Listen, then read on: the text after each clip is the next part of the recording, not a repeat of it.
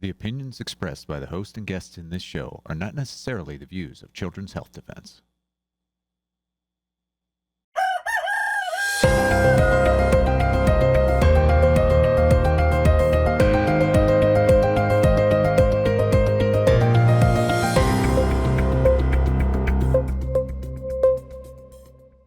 Good morning, CHD. Welcome to Pediatric Perspectives, where we are taking a look at children's health challenges from a different perspective, one that includes critical thinking.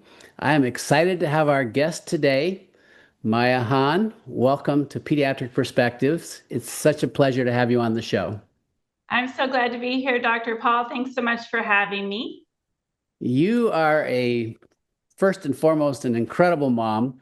You're an activist. I've seen you at so many conferences where you're organizing things, and oh my gosh, you advocate, you're an educator on vaccine risks and so much more. But what we're going to focus on today is your area of specialty. You're a speech language pathologist, an autism specialist, and also a spelling to communicate practitioner, something I'm very interested in hearing more about. You're also the past president and now a VP of research and education at Autistic Children's Treatment, reactforhope.org. And I know that's a very important organization doing amazing work. Perhaps start for us with your personal journey. What led you to get into this line of work? That goes back 30 years. I was a student at Southern Oregon University, and I was majoring in psychology, and a group of parents approached us psychology majors and asked us to come and help them with their severely to profoundly affected children with autism. And so that was the really beginning, launched me into this whole world of something I had never heard of. And in fact, many of our professors at that time were not even familiar with. 30 years ago, I know that there's a lot of controversy and they try to say autism's always been around, but these particular families in Southern Oregon actually had to go out of state to the University of Washington to get a diagnosis because the pediatricians at that time had never even seen it and were not comfortable making that diagnosis. So my first exposure to autism was at that time, and started working with those kids. And at the same time, all of those parents that came to us said that they had typically developing children. They were meeting all of their milestones. And then they got the MMR, and then they regressed. And they regressed until they lost their communication. So I was working with non-speaking kids, started working with them for many years, and decided I could not get them to talk. I didn't know how to help them to talk. And all the speech pathologists that came and went into those kids' lives couldn't get them to talk. So I thought I better go back to school and figure this out. So I went back to school and became a speech language pathologist, and thought that was going to change everything. I was going to learn all those things I needed to learn, and I was finally going to give communication to these amazing people. And I have to say, 30 years later, and I realized that everything that we've been doing was wrong. But I'm glad to say there's hope, because now we have something that works. So I'm glad that you had me on today so that we can talk about it. Wonderful. Wow, as you were sharing your introduction to the world of severely non-speaking autistic kids, your experience was exactly mine. I was a pediatrician at that time as well, 35 years as a pediatrician. And you're absolutely right. We weren't seeing autism until, 20, 25 years ago, we started seeing some cases. And of course, now every pediatrician has seen many. I had, at the end of my career, when I retired in 2022, I had hundreds of families, and you're absolutely right. Same story I heard over and over again. So let's jump forward to this new area of expertise that you have that I think it's so important that people learn about, and no one better than a speech pathologist to share how you learned about this and how you learned to become an expert in helping these kids. Many autistic and non-speaking individuals are judged for their lack of language. They can't physically do things, and they're thought to be incapable of so much. And you've learned otherwise. Share more about that. Well, it's true, for all these years, and still today, most people in my profession and applied behavioral analysis believe that when we assess language, that if they're not able to point to the cow or, touch your head or do these directions, these language directions, that they are not understanding what those directions are. And it couldn't be further from the truth. What we have now discovered is this population isn't suffering from any cognitive issues, that in fact, it is a motor disability that we are seeing called global apraxia that has been missed all of these years. And these poor kids and adults now have been trapped in their bodies, unable to express themselves appropriately because they're not able to get their body to move what their intentions are to be. So, for example, we often will look at somebody and assess them. If you're a behavioral therapist, if you're a speech language pathologist, we determine your understanding of language by the responses that you give. But when we test those responses, all of those responses require a motor output. So if I'm asking somebody to, point to the giraffe with the long, neck versus the giraffe with the short neck, and they don't point at all, or they point to the short neck, I reached a conclusion as a clinician that they don't understand the difference between a long or a short neck. And I make those determinations, and they're simply assumptions that they know how to point to things, and therefore they just don't understand the language that I'm giving them. And then we, diagnose accordingly. But what we now know about global apraxia is so groundbreaking and foundational to this condition that every single clinician around the world needs to listen to these words and needs to understand that we have missed the apraxia that is a global apraxia, meaning it's not just in their mouths. As a speech pathologist, I talk about apraxia. We know these kids have apraxia because apraxia, the definition of apraxia is a unable to have purposeful sequential motor outputs. So, it's very complex to have our motor, our brain and our motor strip goes to all of our extremities. It goes to our lips. It goes to our tongue. It goes to our larynx. It goes to our diaphragm. When it comes to speech, having to, get the air from our diaphragm, bring it up, phonate through our larynx, to then have our jaw and our lips and our tongue in the right position to create just a single sound, let alone a series of sounds to make a word, to make a phrase, to make a sentence, is a very complex motor sequence, right? It's like a symphony of amazing movements that create speech. So I've always known that these kids do have a oral apraxia, a motor apraxia, but then we call it developmental apraxia of speech. We haven't actually understood that apraxia isn't just in the speech mechanism. Apraxia is presenting throughout the body, and we have completely missed it. So the same mechanisms that go into this complex fine motor of speech also goes into pointing. And it's such an interesting disability that we're just starting to understand and reach the surface of it, but we're getting better and better understanding of it because these individuals that have this condition are now communicating with us and telling us exactly what they are feeling and dealing with and suffering with so that we can better understand as clinicians and then to help them and others like them. Wow. Thank you. I was going to ask you the definition and then you gave it to us, which was beautiful. Most of the kids that I cared for who were non-speaking were able to walk, right? I mean, so the gross motor skills were okay. And so in a simplistic way from the training I got, and it sounds like a lot of your peers also, we think that their motor skills are fine. But you outlined the complexity of creating speech as being rather unique. So knowing that that's where the issue is, and I think part of how you came to really realize this was the work that you've done that helps them, clarifies for you what's going on, right? So what does that work look like? How did that all come together?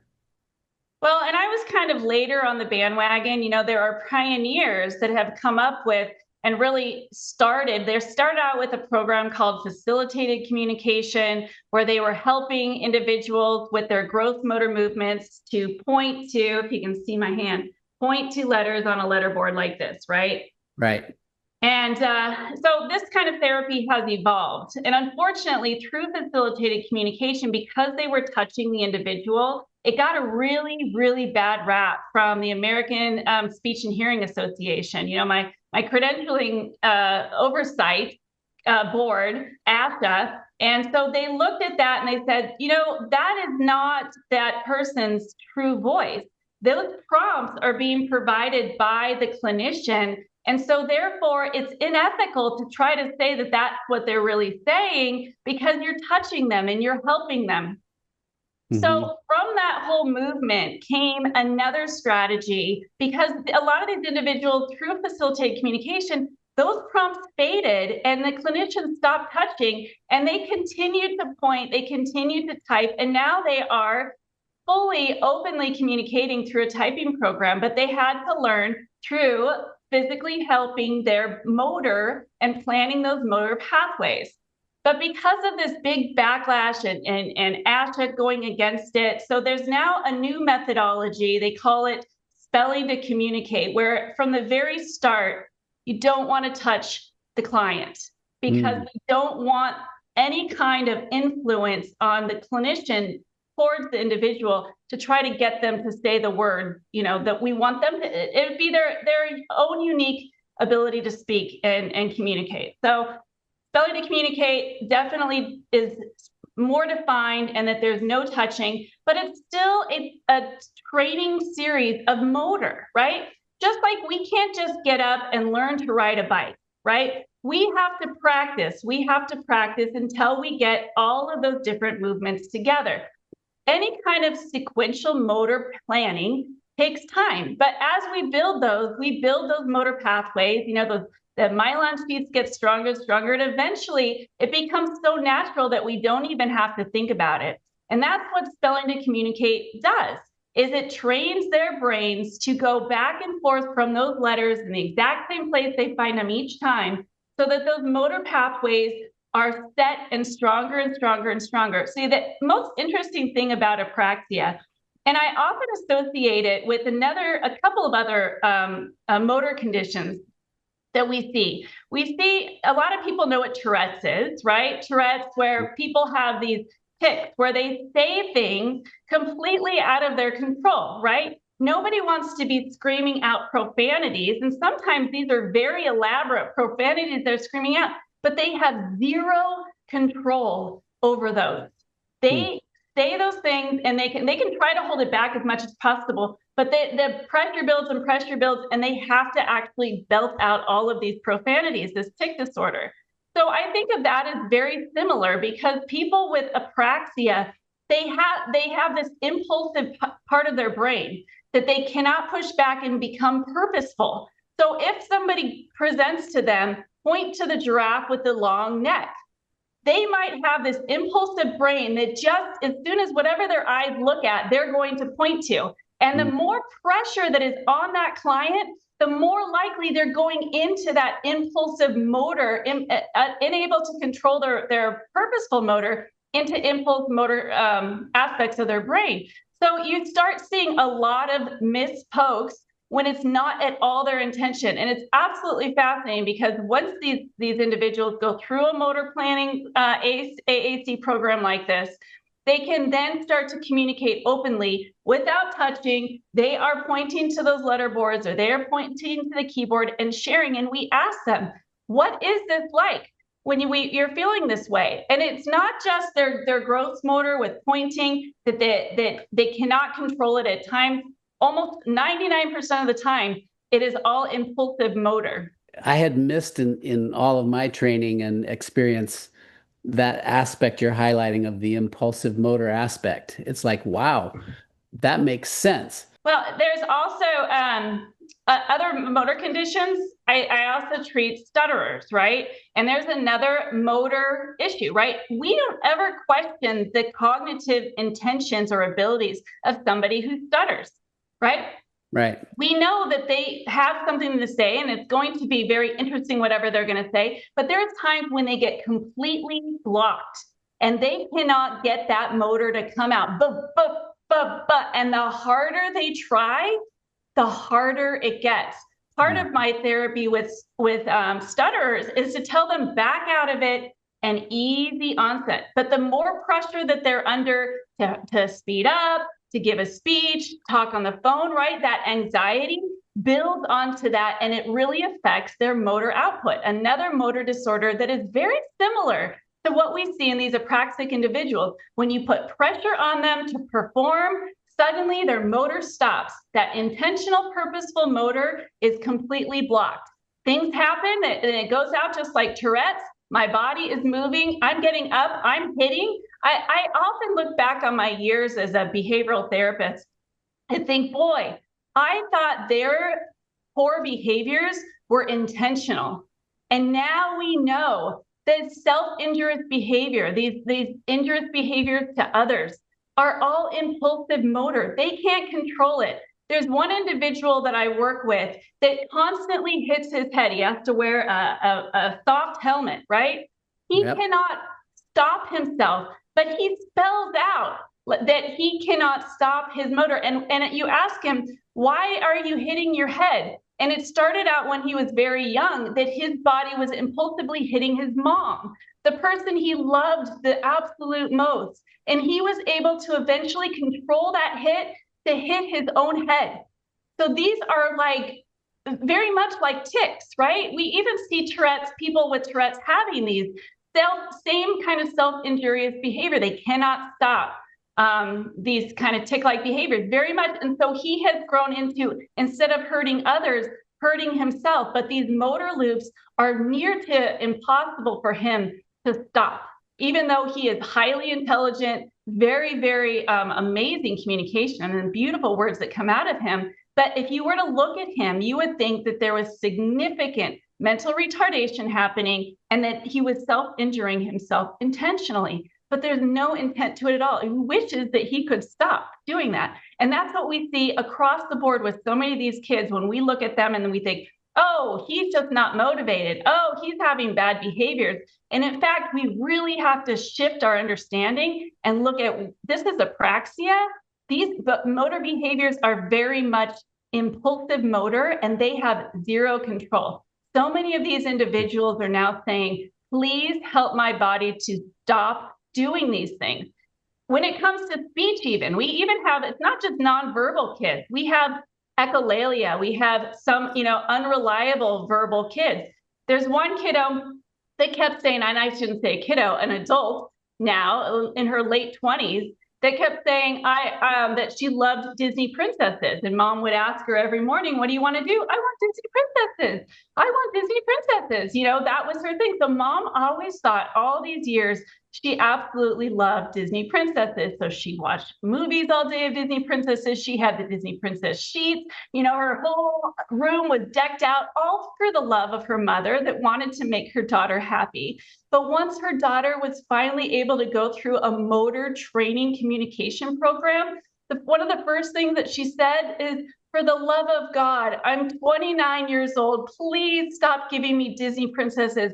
My mouth does not associate with what my brain is saying. Please ignore everything that comes out of my mouth and only understand that what I say is through this motor planned program that I can actually have 26 letters to say everything I want because my body is not my friend. Wow.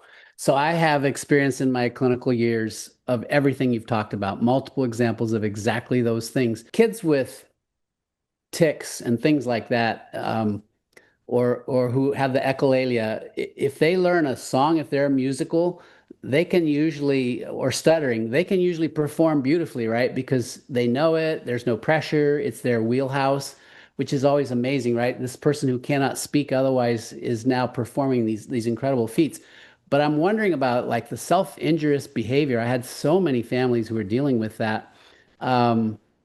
Are you saying that by helping them learn to communicate with this technique, that goes away? They don't keep hitting themselves or others, or they can really self-regulate?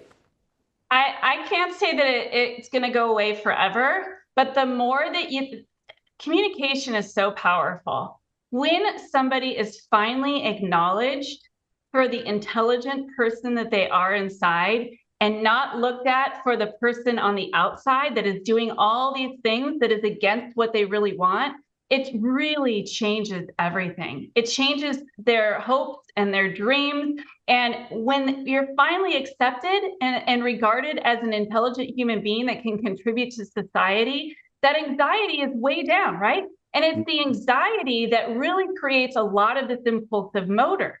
So the more anxiety, the more impulsive you are, the less anxiety, the more calm, the more regulated you are, the more that you have purposeful motor. So they kind of go hand in hand. We can't say that they're going to forever have no behaviors, but we do see a significant reduction in their behaviors when they're finally able to communicate. And, oftentimes when they're super dysregulated, these are complex people. They have sensory issues, right? A lot of sensory problems, and then they have all these motor problems that are going on. All of this is going on in their brains at once. Oftentimes, they're thinking of 1,000 things at once. They're sensing 1,000 things at once. They're trying to filter through all of that. It's a lot to take on. So dysregulation is going to happen regardless.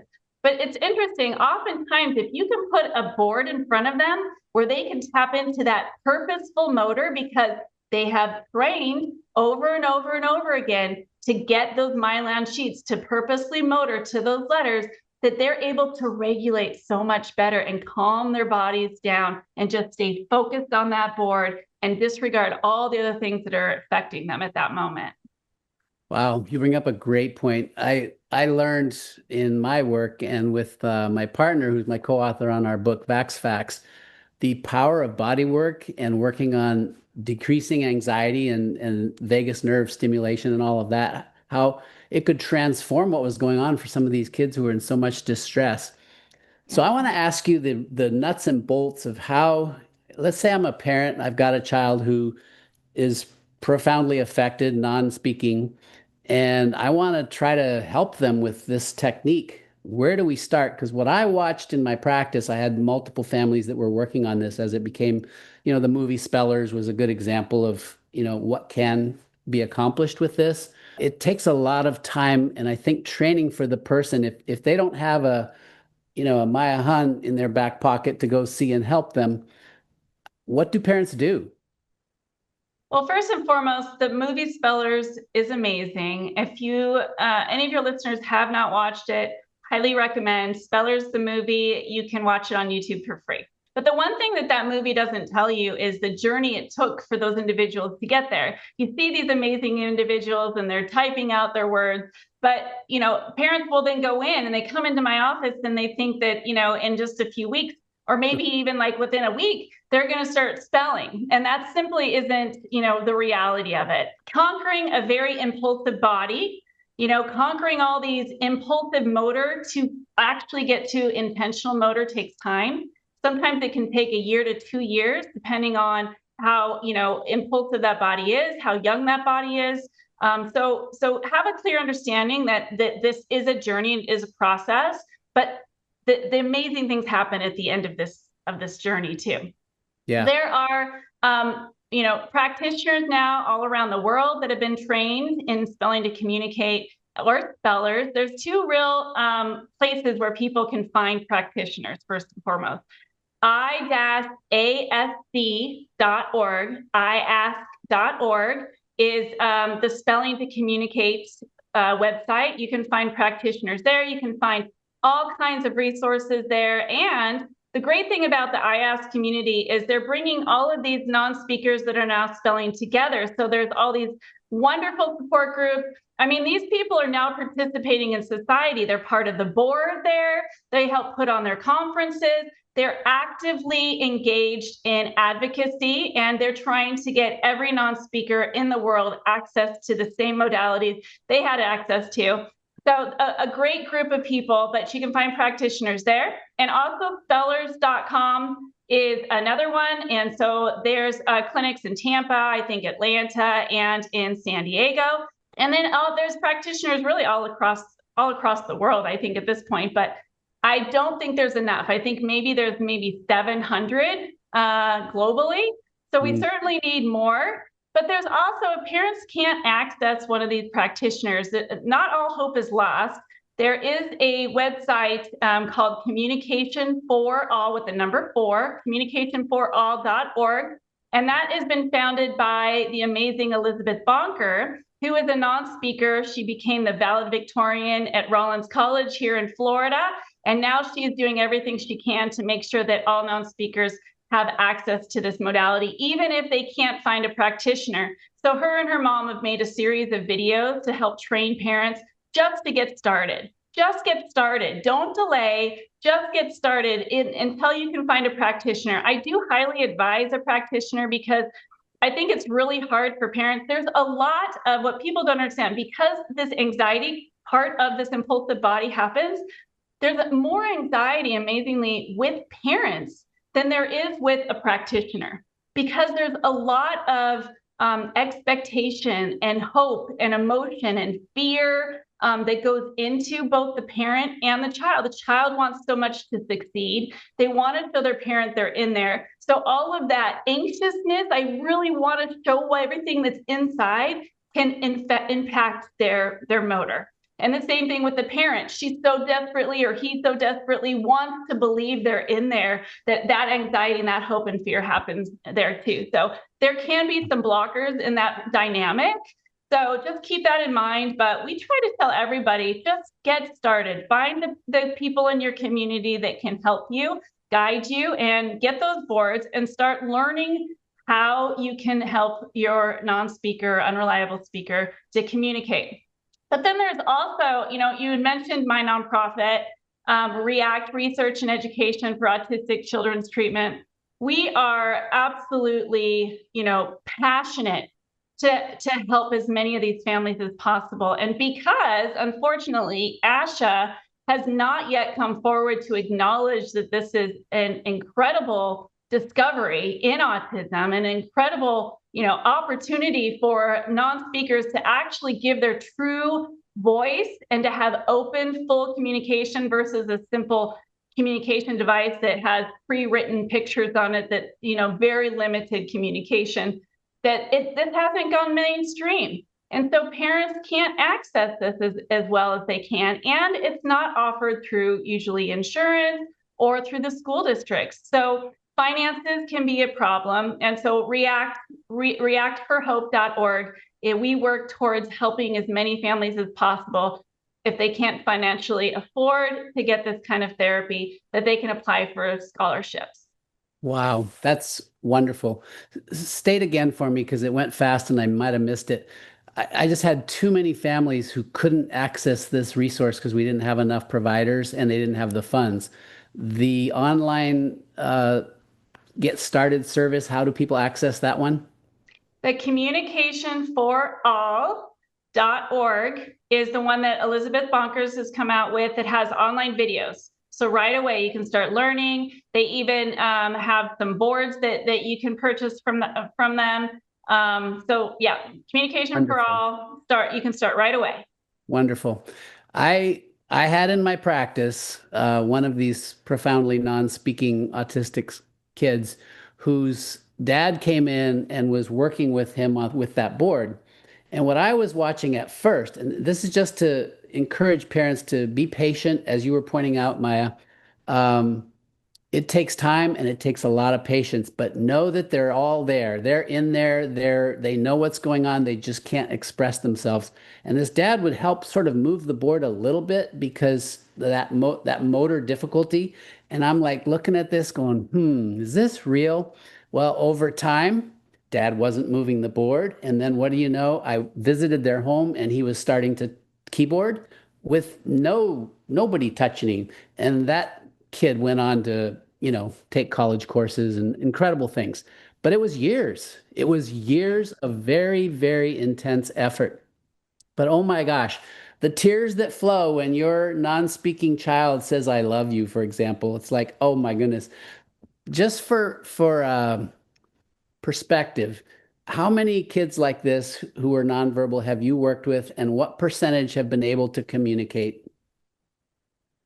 So I just became a spelling to communicate provider. And so I maybe 10 clients so far, but I have, because I've been learning about this process probably in the last 7 years, and many of my colleagues, if you go to this, they have a conference every year, the i-asc.org,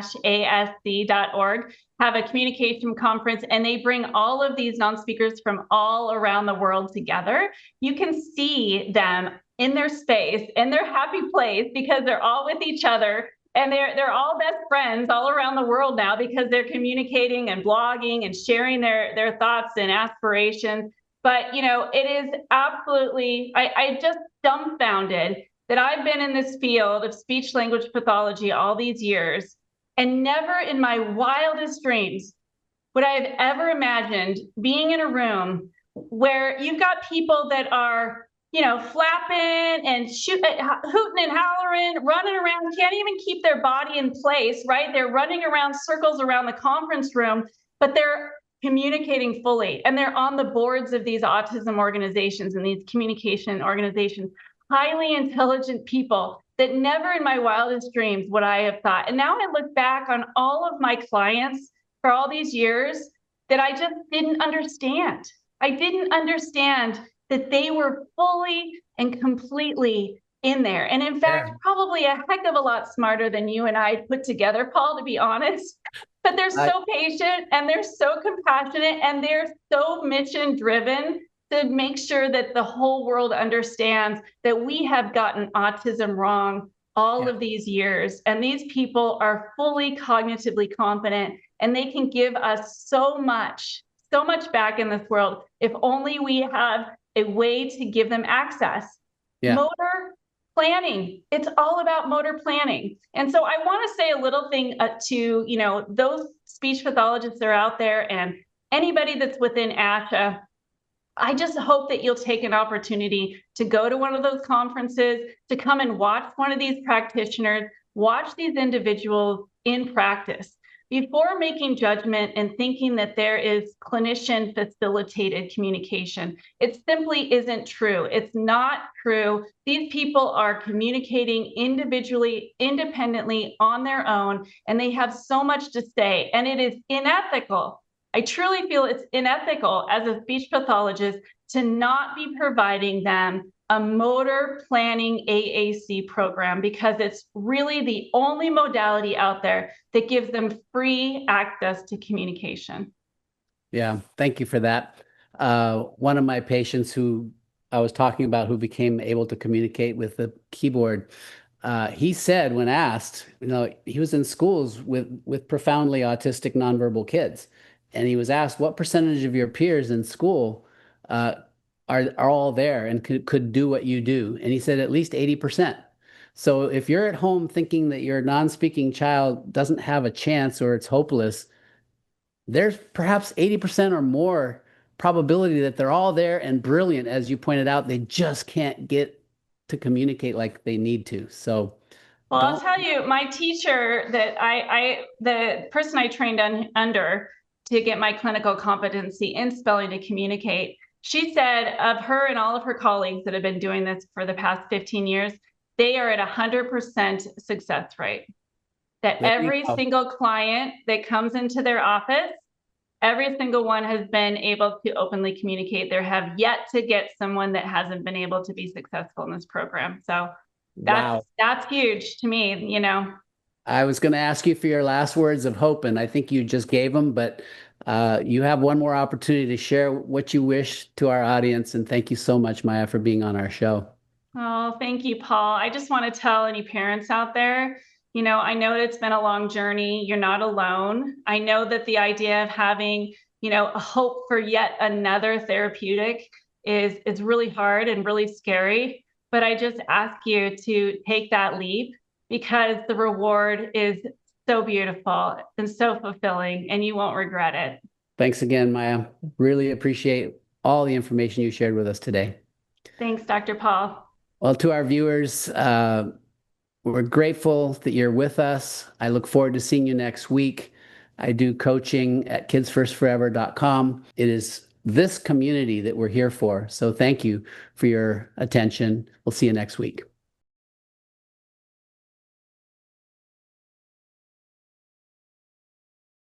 I'm Ann Teixeira. Paul DeGroat.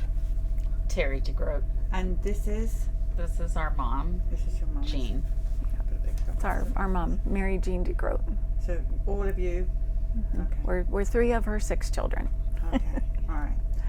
So first question is, did your mum take the COVID-19 vaccine shot? No, she did not. No. Why didn't she take it?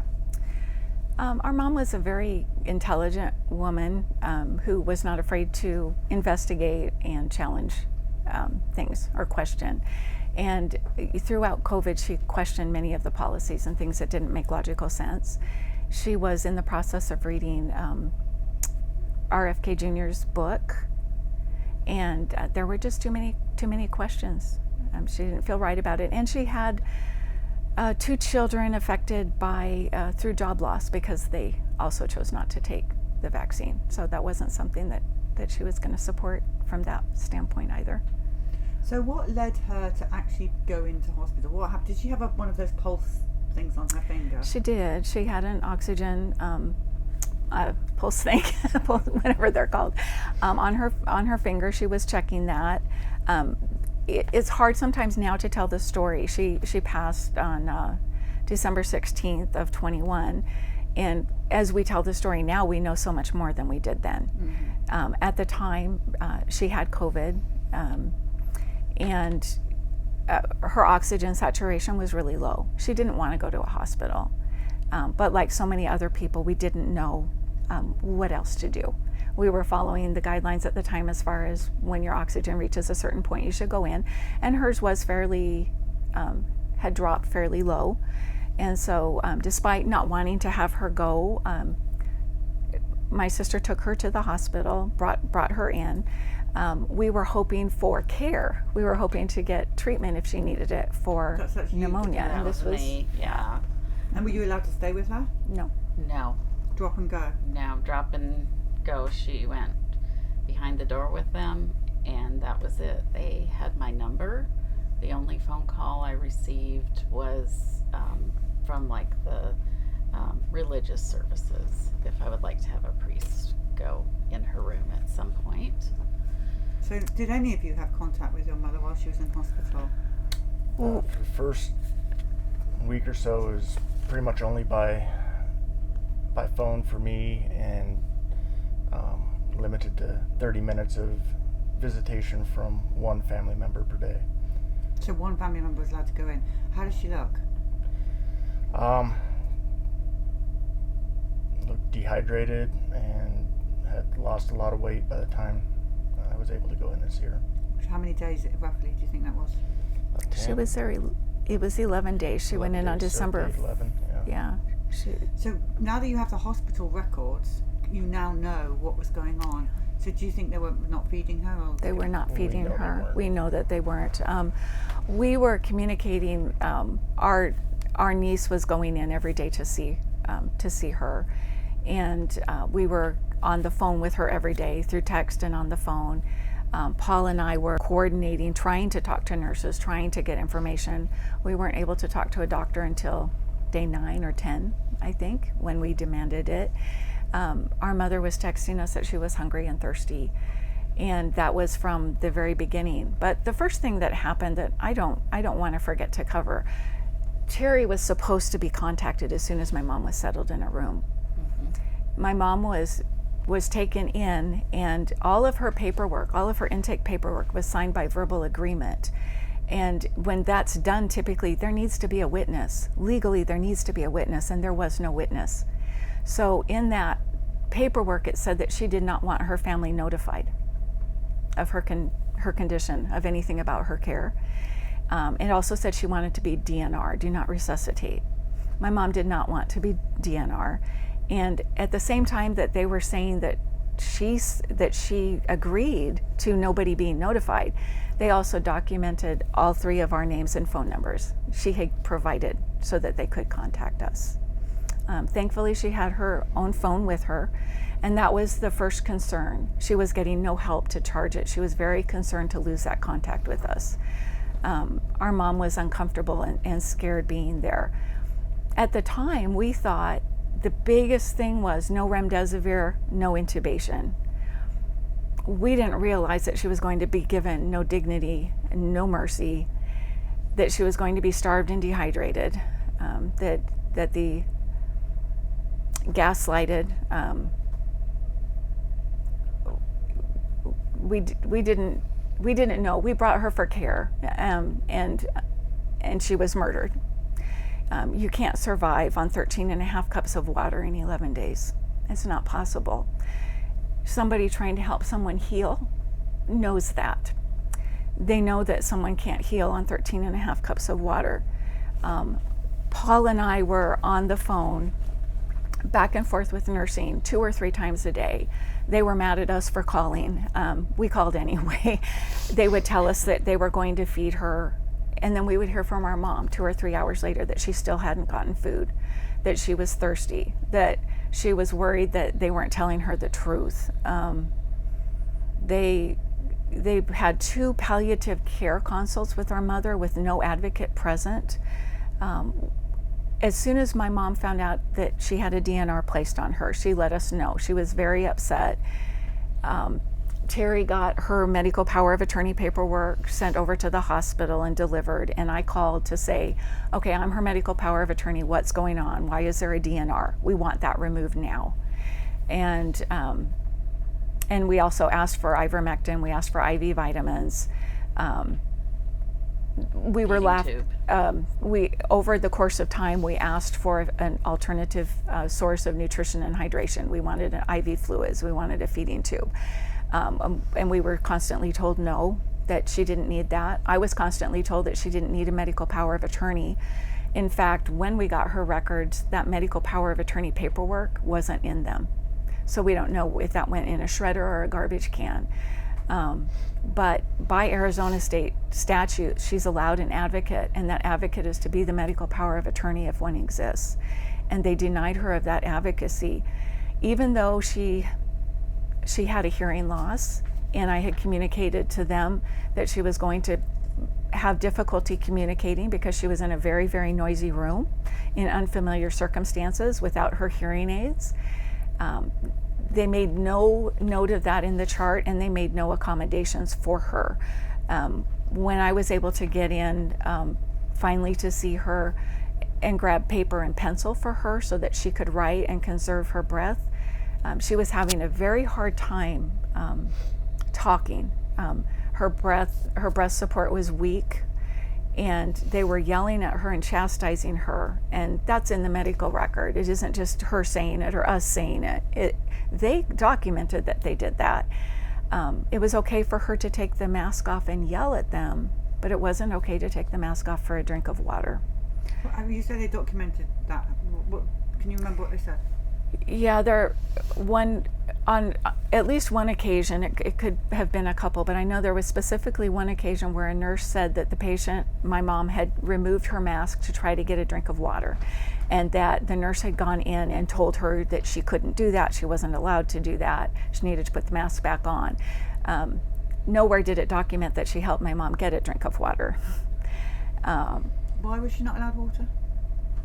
Well, they said it was a protocol. They said that it was because she had COVID, that COVID patients don't do well with fluids.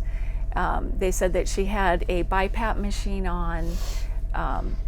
They would blame everything on the oxygen needs. They would go from a BiPAP to a CPAP, back to a BiPAP, and they would say that there was a risk of a swallowing problem. There was a risk of an aspiration. And being a speech pathologist myself and understanding what aspiration pneumonia is, and the fact that she already had a pneumonia, and that she had had 2 swallow studies that recommended that she be allowed a dysphagia 6 diet and be allowed fluids, it was very frustrating, and I can't understand why they did it. They would tell me that there was no order for her to not eat, that there was no standing order saying she couldn't have food. And yet when I got the records, there were numerous orders from doctors that she could not have food. She went 4 days without food. Her first food was 5% of dinner on day 4. And then On days 5 through 7, she only got 25 to 75% of breakfast and lunch, as far as they documented. And then on day 8, they started withholding meals again. And while they were withholding meals, this is an example of a text from my mom. Just some ice chips would be nice. She wasn't allowed things like ice chips. At the same time that nurses were documenting that they were providing fluids and food to help avoid bed sores. That's a quality reporting measure that allows them to capture more money. If they are taking care of bed sores and they're not getting bed sores, they're going to rate higher. If you rate higher, you get a higher rate from Medicare. So they were falsely documenting in my mom's chart that they were providing fluids and food while they were starving and dehydrating her. On day 10, a nurse told my brother Paul that her strength and her movement were improving and encouraging, and that she was fine to swallow pills, that she was eating the majority of her meals, and that it was really just up to the nurses to decide when she was handling being able to take the oxygen off to eat, and when they weren't worried about aspirating. When we got the records this same day, in actuality, what she got was 10% of breakfast that day. So we didn't just have nurses not feeding her, not providing the most basic standard of care, fluids, that's life sustaining. They were lying to us about it. And I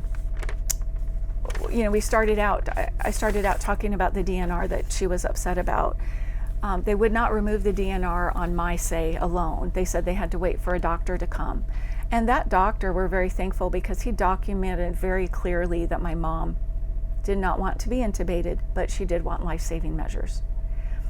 And that was on, I believe, day 3, or was it day 4? I'm not sure. It was day 3 or 4, that before we could get a doctor in there, and they actually changed that DNR. Approximately 3 days later, I got a call from my mom at night. She was very upset, sounded very anxious, very upset. And she said, "You better get down here. I think there's another DNR." And I could hear somebody talking in her room.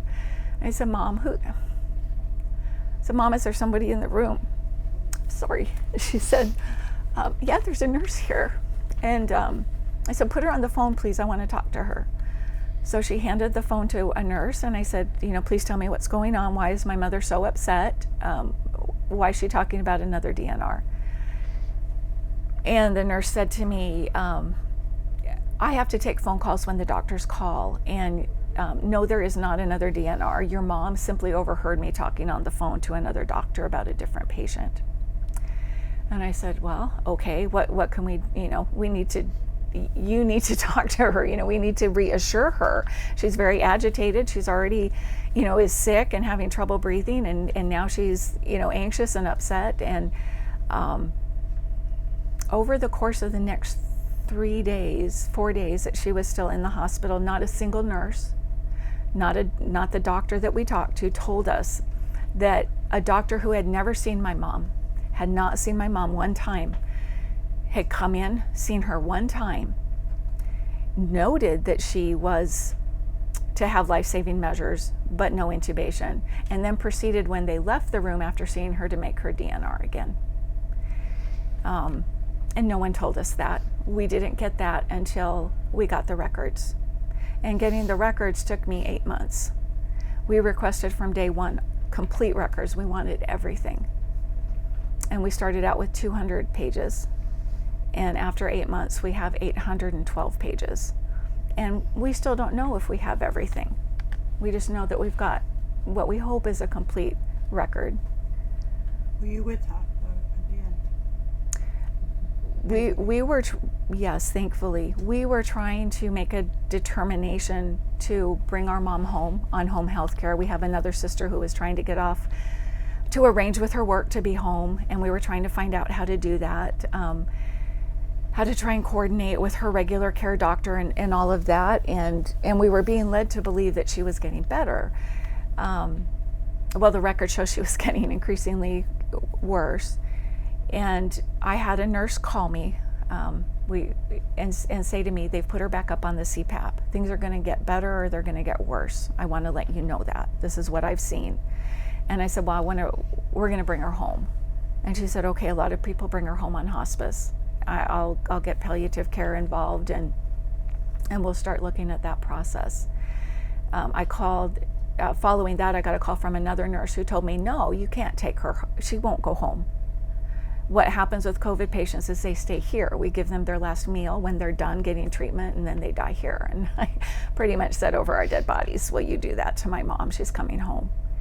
And we got hospice set up, and it was very difficult, and it was a very fast-moving target. We went from one day thinking we were going to get her home, and we were going to get home health care, get her on some appropriate medications to help her, and to just things turning so very quickly. When I was finally able to talk to a doctor, and the information that I was getting didn't sound good, and the quickest way to get her home was hospice. Now, hospice to our family doesn't mean we want to bring her home to die. It means we want to bring her home. We wanted to give her comfort care, and patients on hospice can rally, and we wanted her to have quality time with her family. She's a mother of 6. She had 6 children ready to greet her when she got home. She's a grandmother, a great grandmother. She's loved by many, missed every day by all of us. And when we determined to bring her home, we were cautioned and told that she might die the second we took the oxygen off. And so 4 of us went to the hospital that day. We negotiated that. We still had to fight with the people at the door to get in. Did you see her? To see her, to be with her during that transfer. When we got there, after fighting, for 11 days straight to get her food and water, and having seen her the night, the day before, she was still communicating with both of us. She was still joking.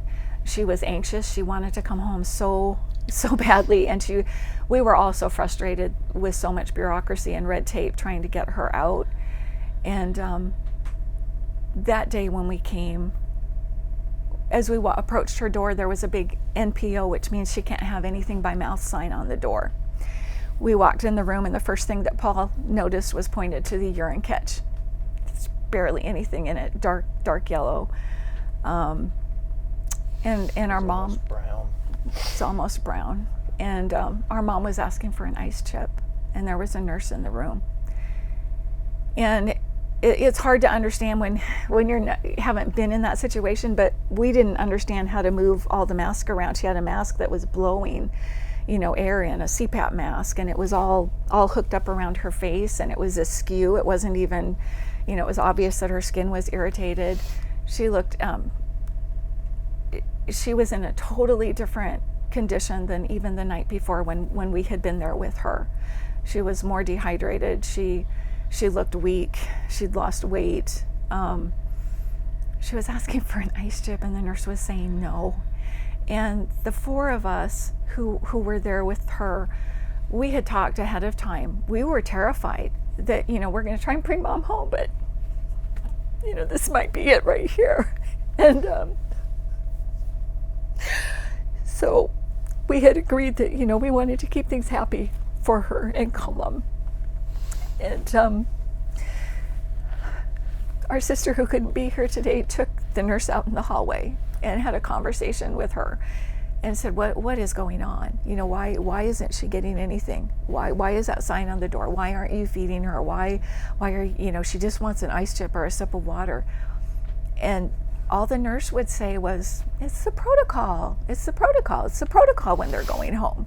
I mean, I've never witnessed such callous, cruel behavior, and to have to watch it being done to your own mother, and to be in a position where you feel like you can't really fight back against it in that moment. I wanted nothing more than to give her what she was asking for, but we just wanted to get her out of there.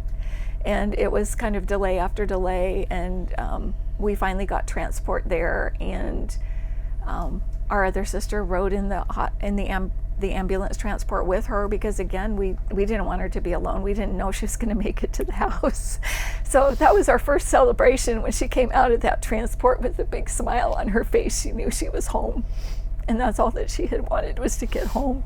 And that's all we wanted for her at that point, was to be surrounded by people who loved her and cared about her.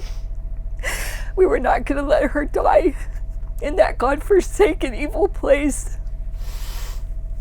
We took her there to be cared for, and they murdered her. But she made it home, and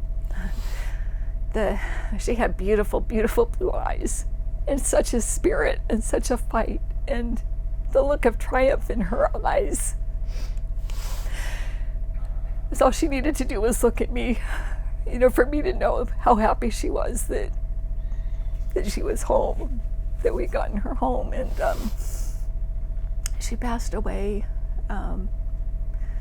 within 24 hours, maybe a little over 24 hours. All of her children were able to get here to be with her. Many of her grandchildren, some of her great-grandchildren, some of her granddogs were with her. And, that's a gift and a blessing that we'll always be thankful to God for allowing that to happen, because we truly believe that was Him moving. And, we had hoped that we would have more time to have conversation, that we would have more time to let her know how much we loved her, and that she'd be able to eat, that she'd be able to enjoy something. She was asking us just the night before, she wanted ice cream. she wanted chocolate. By the time we were there that morning, she wanted Coke. And I understand that, when you're dehydrated and your salt levels are off so much, it's hard to know that, but that's probably the truth. She was craving that. And we found out when we got the records that, again, informed consent was not provided, and they had determined on their own to place her under, I still to this day don't 100% understand, I think they placed her under hospice care before she left the hospital. And they determined on their own, without communicating to us, that they would start end-of-life medications before she left the hospital. They had started morphine, and they had started Ativan, and between those medications and the fact that as soon as Terry and I had left the hospital the night before, I had watched her have a little bit of a dinner, have some fluids. We thought we had an understanding. She's coming home now. She can have all of this. And in fact, a registered dietitian had come in and even recorded in the record, this patient is going home on hospice. This is comfort care is appropriate. Comfort care is standard of care. She should be allowed, as tolerated, to eat and to drink. But between their determining to withhold everything from her that last 24 hours and then give her morphine and Ativan, we didn't have the time that we had hoped to have conversation. And she wasn't able to tolerate more than a little bit of drinks. My daughter, one of her granddaughters, had brought her electrolyte drinks, and we had bought her the chocolate ice cream she wanted, and a Coke, and we were able to let her have a few sips of things, and and we're happy for we're thankful for that. And I know so many people didn't get to bring their loved ones home, and so although we were very upset that we felt like that was stolen from us, also more time, we were also gifted something that so many people unfortunately weren't, and we'll always be thankful for that. When you went back to the medical records, you were then able to see the drugs that they'd given your mum from day one. Remdesivir, she was no remdesivir. But do you know what other kind of drugs that she was given? Well, I know that they wanted to give her remdesivir, and that was the first thing I had told them. She doesn't want remdesivir. And then there was a note in the chart saying that she didn't qualify for remdesivir, and they wanted to give her something, toxazulimab maybe, or something. But they said it wasn't available in the pharmacy. So there were 2 or 3 things that they, at least as far as I can tell in the records, but again, I don't trust that I have 100% of the records, but as far as I know, she wasn't given remdesivir. She was given a very small amount of dexamethasone, and as I understand it, it wasn't enough to do anything. She was given 6 milligrams of dexamethasone, which wouldn't begin to address the inflammation that was there with the pneumonia. I do believe she was given an antibiotic, but a lot of it didn't appear to me to be consistent. It was like she got one for a couple days and then she got something at the end, and in the middle there wasn't anything. She had a few days where she did get vitamin C or vitamin D by pill at the same time that they were saying she couldn't drink or she couldn't eat because she might have an aspirate. They were giving her pills, not crushed in applesauce, not, it made no sense. And, they denied IV vitamins. They refused to give her those. They did give her, it's not Ativan, they were giving her a different medication that they said was to reduce anxiety or because her heart rate was going fast. And I apologize, I can't remember the name of it. And I was surprised that at the very end they switched from that drug to the Ativan with the morphine. And I think that they also raised the amount with the Ativan was higher. They also denied her, I believe it's called medical reconciliation. Whatever medication she was using at home, she should have been allowed and given in the hospital. And in that list of medications was budesonide and albuterol and Flovent. And she didn't receive any of those. And the only IV fluids she got were when she very first came into the emergency room. She got some, and then that got removed and never given to her again. She never had IV. They refused, and I don't think it's until day 9 that there's one note in the chart that Paul and I were asking for it, and that we wanted that. And there was one note by a nurse saying they'd see how she did with her meal, and then possibly look into that. But there's never a note that it was looked into or talked about or discussed.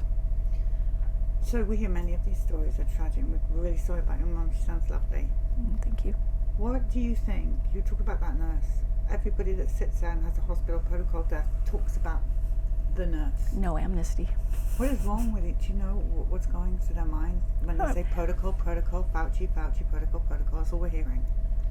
I don't know, and I can't say what's going through her mind, but I can say in our minds, amnesty is not appropriate. Amnesty doesn't begin to address what happened, and amnesty won't stop it from happening, and it's still happening today. And if you go out to sites like protocolkills.com or 1000widows.org or ouramazinggrace.net, you'll find hundreds of stories of people who have written down their story and talked about their loved one. And you will see the same patterns over and over and over, even right down to a doctor comes in and places a DNR on a patient, and that doctor's never seen the patient before. I don't know what's going on. Did she get bullied at all for not taking She the got vaccine? bullied. It's in the chart. We think there was, potentially discrimination there. There were comments in the chart that were not appropriate. They had personal thoughts of the doctors. She unfortunately wasn't vaccinated, and it was repeated over and over. That just doesn't have a place in a medical record. And the doctor's opinion, whether it's fortunate or unfortunate, doesn't belong in a medical record. So from our viewpoint, yes, she was. And in general, she was gaslighted and bullied. We have texts where she said she didn't trust them. She didn't feel like she was being given the full truth. She was told by one doctor that she was going to probably be able to go home within a day or two. And then Paul got a text within hours of that another doctor came in and told her it would be a couple weeks. And, she's texting, I'm going to go against doctor's advice, get me out of here. And we were scrambling. It's very hard. We were sick too and couldn't get in. Paul was helping me because I could barely talk sometimes with the nurses at the time. And we were scrambling, trying to figure out what to do, how to get her help. And I don't know what was going through that nurse's mind. I know that they felt justified that they... I will tell you, the nurses know what they're doing, because there are many nurses who got out, and those are the nurses who took jobs coming into homes and giving IV fluids to people that weren't going into the hospitals. We had one in our home the day before to bring IV fluids to my daughter. We had her come back because my mom decided, I think I'll do that too. But her oxygen was below the thresholds to where they would provide it. So we were going to see if she was, doing better in the morning, and this woman would come back. But I've talked to so many nurses. They left because they wouldn't do those things. So the ones that are there, they know what they're doing. I have a very good friend who works in a hospital and has worked in a COVID unit out of state, and she told me that she's had numerous conversations with especially the younger nurses that were saying things like, if they haven't gotten the vax, they shouldn't be here. They don't deserve our care. And she would say, well, what about the patient who's obese? What about the patient who smokes? What about, that's not our job to judge. We're here to provide care.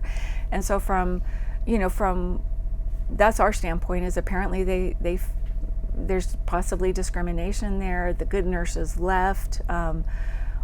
They feel, why did they lie to us? What would make a nurse lie to me and say that a doctor hadn't just been in the room and made my mom DNR? I can't answer for her. It's wrong. I can say it's wrong. I can't answer for her. We had a nurse lie to us, and when we were trying to figure out, when do we bring her home? Can we bring her home now? Or do we leave her in? I had a list of very specific questions from the friend of mine that we were consulting with. What do I need to ask? What do we need to find out? And one of the key things was therapies. Is she getting up and out of bed? Is somebody walking her? You can't clear pneumonia without that. Is the speech therapist back in there? Why isn't she in there advocating for her to eat if she can tolerate it? Why isn't OT in there cleaning her mouth? When you have a pneumonia, you need to have your mouth cleaned, and it needs to be done all the time. They documented one day that my mom cleaned her own mouth. They didn't let her have water, so she couldn't have been doing it. We were told that she was getting therapies. That delayed our decision. We would have had her home a good 2 or 3 days sooner, but we were lied to. We were told that she was getting those therapies. She'd gotten evaluations. The hospital got their money for the evaluations. I can't answer as to why they never showed up to give the treatment. By the time they showed up again to give the treatment, it was denied because her condition had worsened and they said she couldn't tolerate it. What advice do you give the people today if they start feeling that their pulse is getting, that pulsy things happening, which is what started this all off? Mm-hmm. All of the stories. I think from what we know, the numbers that they gave and that they're still giving are wrong. You can have I've been told by people that my mom's oxygen in the hospital was in the 70s while she was eating, and they said that's great, that's wonderful for our patients. In the hospital she was at in Gilbert, they said, oh, your oxygen drops, you can't eat. So you need to understand, you need to research, you need to advocate for yourself, be ready to advocate for your loved ones.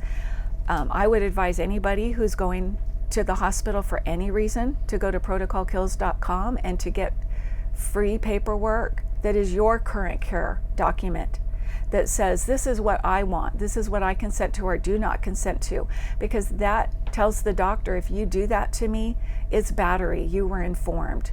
And that helps to put a wedge between the doctor and the administrators at that hospital who were making money. They were making bank on killing people. That's just the bottom line.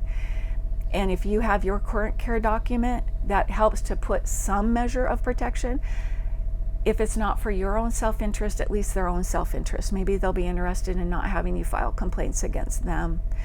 And the other thing that it does is it protects you in case they throw your medical power of attorney paperwork into a garbage can or a shredder and try to deny that advocacy.